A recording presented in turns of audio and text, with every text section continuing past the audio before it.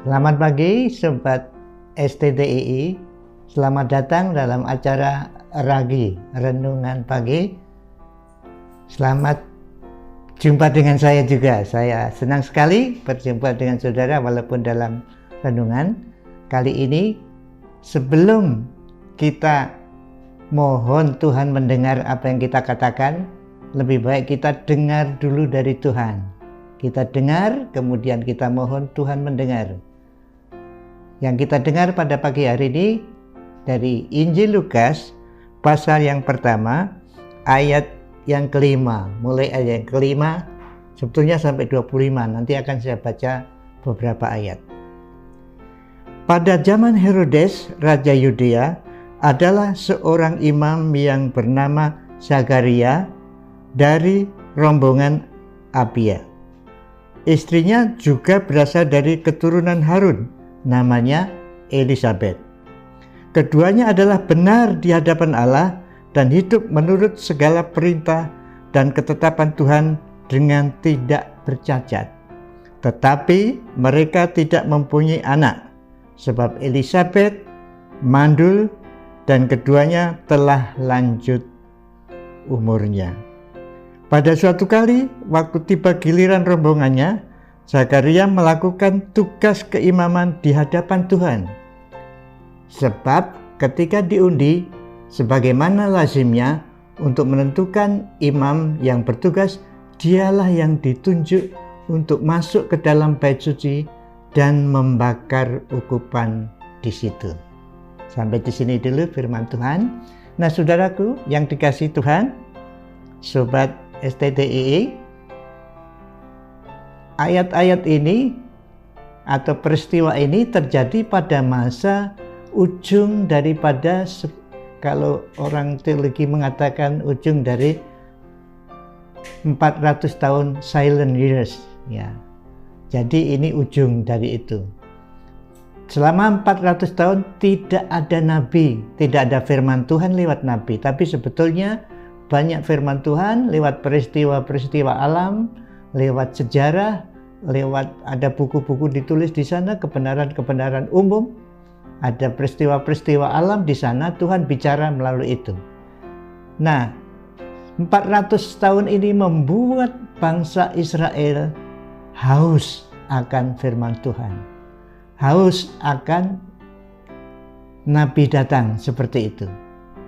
Sementara itu juga di sini dikatakan pada waktu itu ada seorang raja yang namanya Herodes, seorang raja yang kejam. Kalau saudara baca buku di luar Alkitab, itu kejam sekali sampai membunuh anaknya karena takut direbut tahtanya.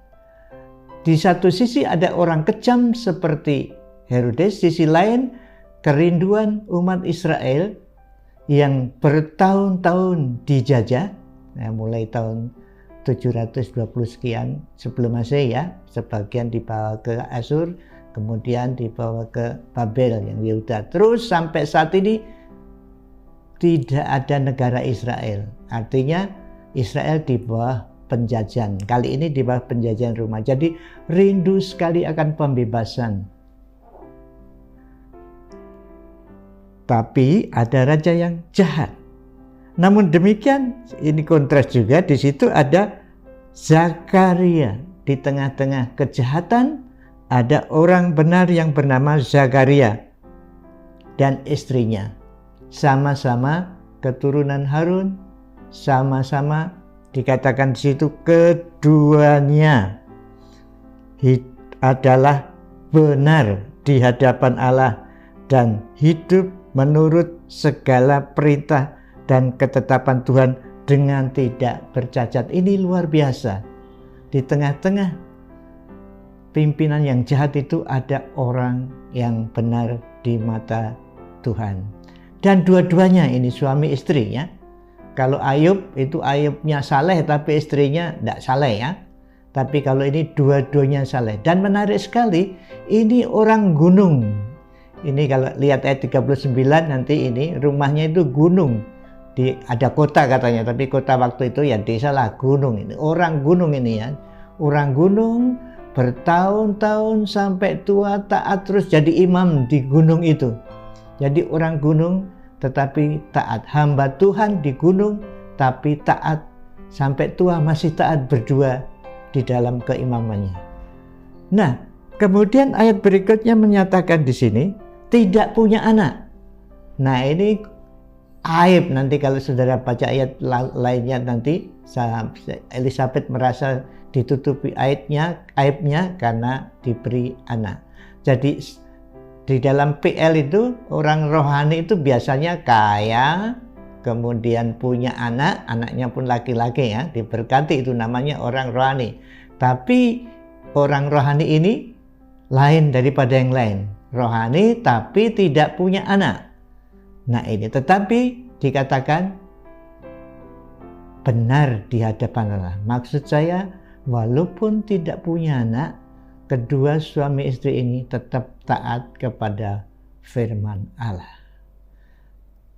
Luar biasa kedua orang ini, suami istri, sepasang suami istri ini, pada ayat berikutnya menjelaskan. Katanya di sana, pada suatu kali waktu tiba giliran rombongannya, Zakaria melakukan tugas keimaman di hadapan Tuhan, sebab ketika diundi sebagaimana lazimnya untuk menentukan imam yang bertugas, dialah yang ditunjuk untuk masuk ke dalam bait suci dan membakar ukupan di situ. Ini luar biasa, saudaraku yang dikasih Tuhan, sobat STTII. Imam keturunan Harun itu jumlahnya sampai sekarang ada yang menghitung sekitar 200.000. Karena sudah tahun berapa? Sejak tahun 1000 ya itu. Ada 200.000. Mereka digilir tiap tahun hanya satu orang diundi. Dan pada saat ini yang kena undi adalah Zakaria. Ini luar biasa. 1 banding 200.000 tetapi dia dapat. Ini karunia Tuhan yang luar biasa. Karunia Tuhan bagi orang yang taat. Konteksnya taat. Memang Tuhan bisa memberi karunia kepada orang jahat sekalipun. Tapi dalam konteks ini, orang yang taat sampai tua terus melayani, mendapat kasih karunia, yaitu mempersembahkan ukupan di bait suci. Saudaraku, ini kehormatan luar biasa. Yang dipilih bukan orang dari kota, tapi justru orang dari gunung yang setia, dipakai Tuhan untuk mempersembahkan korban ukupan. Tuhan memakai orang yang setia dimanapun tempatnya. Tidak harus di kota besar, tidak harus di sebuah tempat mewah, tapi ini dari gunung. Sobat STITI yang dikasih Tuhan, mungkin di antara saudara pelayanan saudara di gunung, tetaplah di sana. Sebelum Tuhan betul-betul berkata kepada saudara pindah, jangan pindah di sana. Imam ini setia sampai tua, suami istri di desa, di gunung, sehingga Tuhan memberikan kehormatan yang luar biasa. Menjadi pelayan kota Yerusalem yang besar.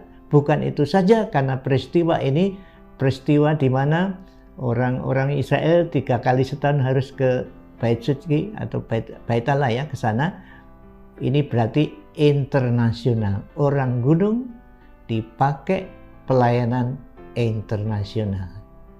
Menurut penulis Lukas, orang ini setia, orang ini benar dan taat kepada firman Tuhan.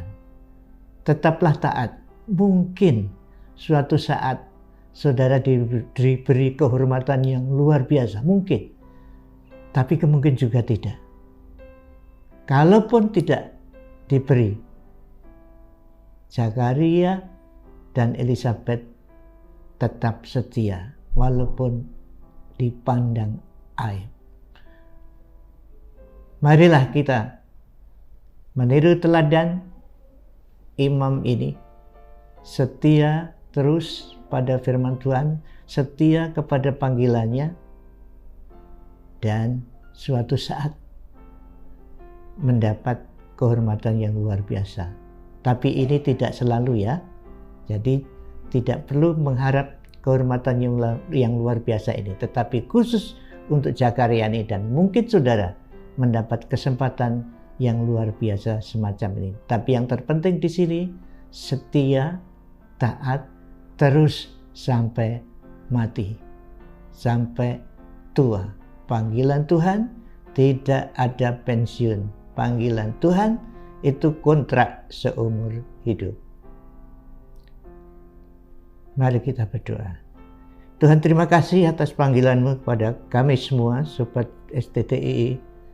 Dimanapun Tuhan menempatkan, kami mohon kepada-Mu Tuhan, supaya Tuhan memberikan roh kesetiaan, roh ketaatan akan firman Tuhan, roh akan hidup yang benar, supaya nama-Mu dimuliakan melalui kami.